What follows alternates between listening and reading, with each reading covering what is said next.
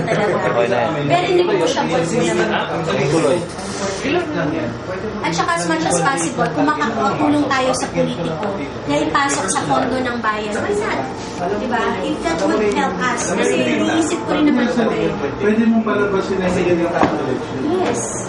Ipapasok natin sa implication niya, dun sa iyong survey. Pero sa kunyari sa barangay, Yun lang. pwede namang pasok na as hindi political na ano. Babagoy natin mga terms, kalapa, hindi. Kalapa. Hindi, sasamahan nila na ibang Akaluwa natin ang... Hindi, sasamahan natin ibang survey. Panghuli siya. Parang may ibang Kumbaga sa ano, pag kunyari kami yung pumasok kayo sa isang bahay o isang pamilya, kinuha mo kami lahat ng detalye.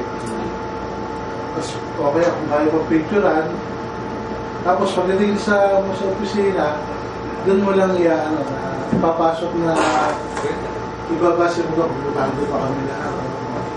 integration nga ang mangyayari.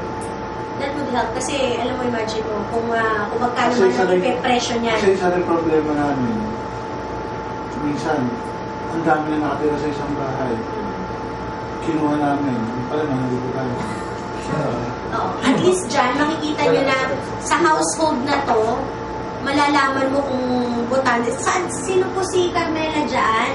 Yun. Sino po si ano yung dyan? mga last minute ba na nag-register. mismong araw na election, last minute na pwede mo pang ligawan. Minsan na Pero sir, ligawan mo. di ba naman sir na manggagaling na data galing sa Comelec? Oo. Hindi, mahirap na siyempre kung hula-hula, di ba? Kunyari, ako, umikot ako sa isang puro. Wala kang ginagawa.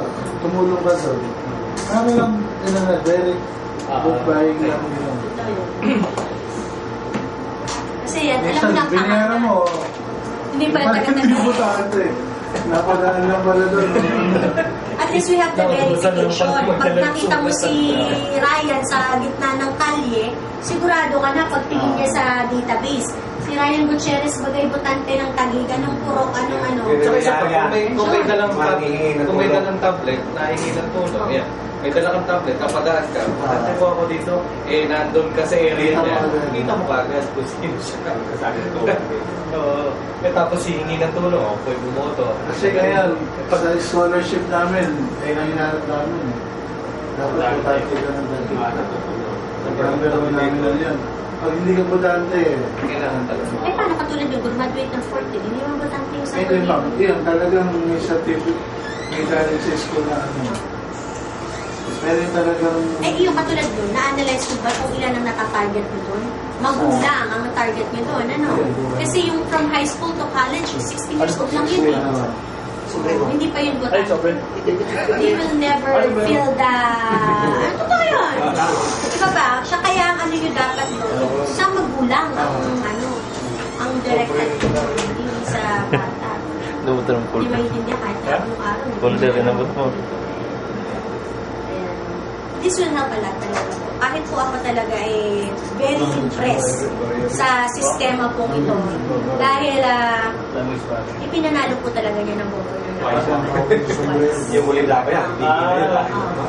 Incumbent sila yung absolute, di ba?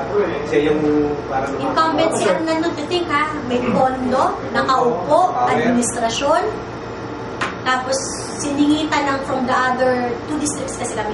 Ang sa situation ng Calapan political system po talaga, ang taga first district po, lagi ang nananalo.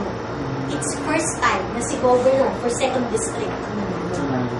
Hindi po kasi, the biggest population sa amin nasa Calapan City. Si governor is not from Calapan City. He's from Bungabon.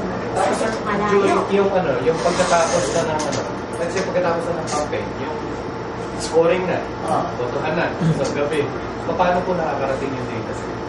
Yun nga, through Text lang. So, hindi yung accuracy. Actually, yung, di ba may mga tao kayo dun sa area.